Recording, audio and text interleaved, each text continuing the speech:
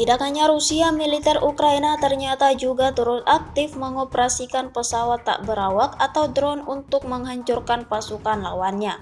Dibuktikan pada sebuah rekaman yang ramai beredar di media sosial Telegram pada Senin 25 November 2024. Dalam rekaman tersebut memperlihatkan aksi drone Ukraina yang menghancurkan sejumlah peralatan militer Rusia.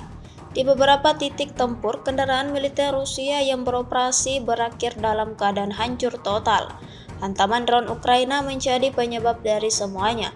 Seperti yang terlihat dalam rekaman, hingga video ini beredar tidak diketahui jumlah kerugian pasti yang didapatkan angkatan bersenjata Rusia di arah ini.